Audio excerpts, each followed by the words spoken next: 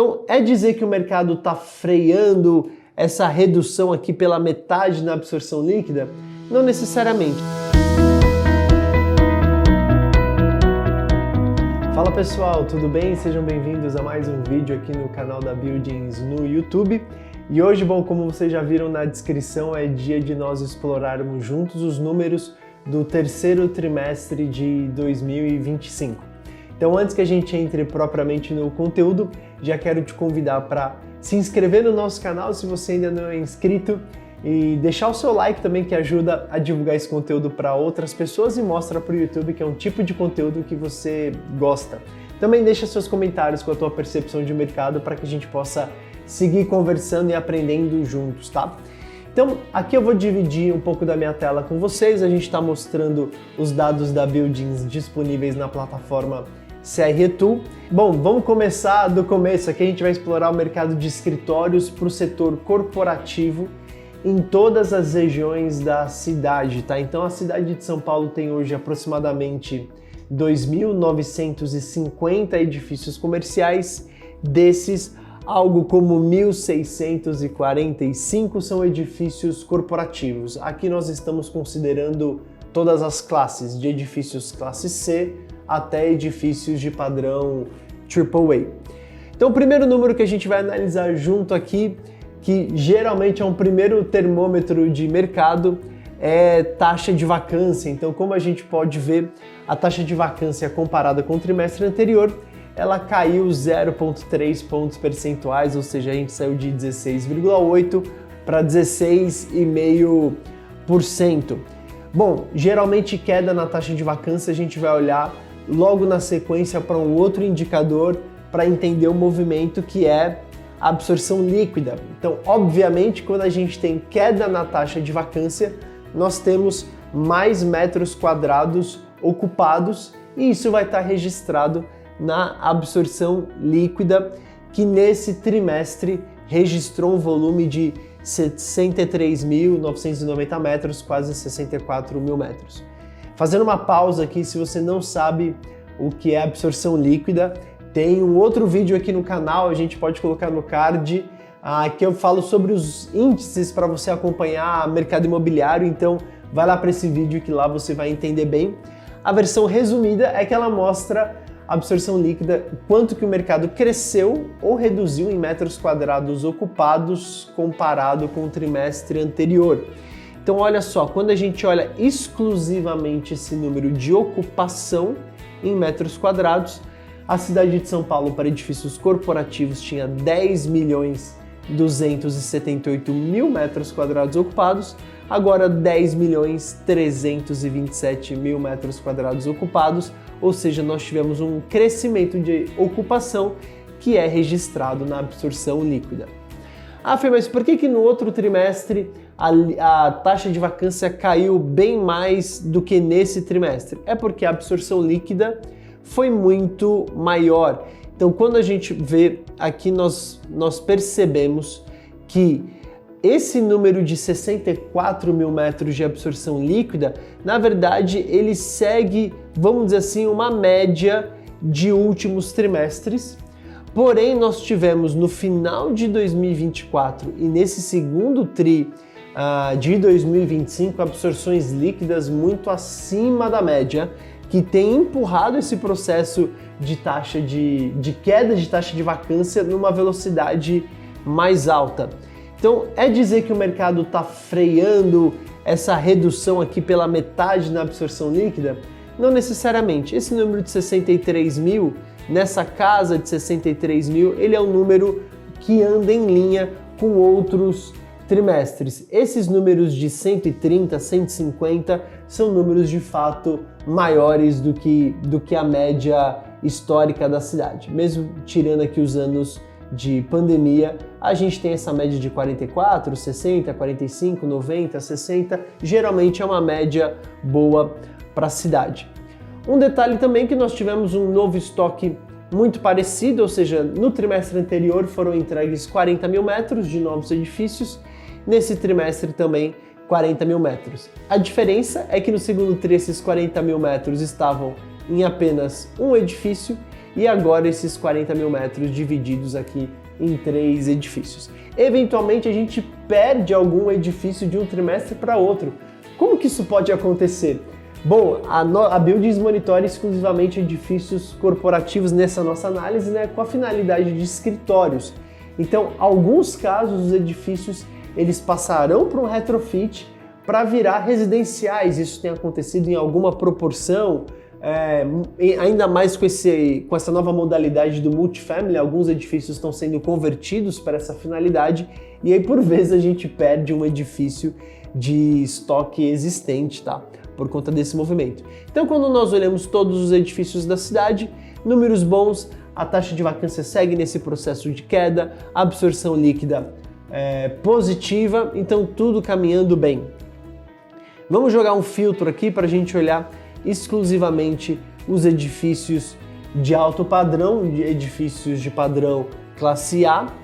E aqui nós temos também uma queda de vacância bem mais acentuada, tá? Um detalhe importante que eu queria mostrar aqui quando a gente olha exclusivamente os edifícios de padrão classe A é a evolução de preços pedidos, né, médios. Então, aqui no primeiro trimestre de 2024, ou seja, a gente entrou no ano de 2024 com uma média de preço de R$100 por metro quadrado e aqui a gente já tem uma média de preço hoje na cidade de R$120, né? 119, 120, ou seja, um mercado que cresceu de preço 20% em sua média e nós sabemos que em algumas regiões específicas esse valor cresceu ainda mais. Um detalhe interessante que eu quero mostrar para vocês é que nós perdemos 3 edifícios aqui. Como que isso é possível, sendo que nós ainda tivemos novo estoque, ou seja, foram entregues novos edifícios e nós perdemos 3 edifícios? Bom, também no nosso critério de classificação para edifícios de alto padrão na Buildings, nós utilizamos diversas métricas e toda a nossa base de dados ela é recalculada trimestralmente. Então não quer dizer que um edifício que quando foi entregue era um edifício de padrão A, AA ou AAA, que ele vai carregar essa classificação para o resto da sua vida. Nós temos uma fórmula de depreciação que cada trimestre o edifício ele perde poucos pontos até que chega um determinado momento que aquele edifício muda de classe e ele precisa ser passado pelo comitê novamente, caso o comitê da Buildings entenda que esse edifício segue como um edifício classe A e aí ele é revotado. Mas em linhas gerais, quando um edifício ele passa dos 20 anos de idade, ele cai de um edifício A automaticamente para um edifício B e ele precisaria de uma ação nossa para a gente voltar esse edifício para ser um classe A, caso nós entendamos que essa é a realidade de mercado. Então aqui nesse trimestre nós tivemos 3 edifícios, ou na verdade até mais edifícios que depreciaram nesse modelo de classificação e outros edifícios que foram entregues agora. A ocupação caiu um pouco por conta desse processo, mas nós não levamos isso em consideração, a gente considera a absorção líquida, o quanto que o mercado cresceu para aqueles edifícios que permaneceram dentro da classe. Então por isso que nós temos uma absorção líquida positiva. Estou aproveitando desse vídeo para dar vários insights também de como é difícil, trabalhoso, um processo meticuloso, com muita metodologia para você manter uma base de dados pareada, normatizada ao longo do tempo. São vários detalhes que você precisa levar em consideração, que a Building já faz isso com muita eficiência ao longo dos 20 anos. Então, quando a gente olha o mercado classe A em São Paulo, de novo, então uma taxa de vacância reduzindo, a gente chegou aqui a bater um pico de 23,5% de taxa de vacância há 2 anos atrás, no segundo trimestre de 2023, e agora que já estamos para uma casa de 15% de taxa de vacância. Se essa taxa de vacância seguir caindo, a gente espera um crescimento ainda maior nos preços pedidos de aluguel. Um outro dado que eu quero mostrar aqui para vocês, quando a gente vem para olhar a taxa de vacância, então aqui a gente tem esse histórico nesse formato gráfico, que mostra particularmente como o mercado ele é cíclico, né? Então a gente vê aqui os movimentos de baixa de vacância lá em 2012, depois a gente vem para um aumento de taxa de vacância em 2016, a gente vinha num processo de queda de vacância em 2020 e aí com a pandemia a gente subiu, e o dado importante é mostrar como a gente vem nesse processo de retomada de caída na taxa de vacância, um índice super importante para o setor.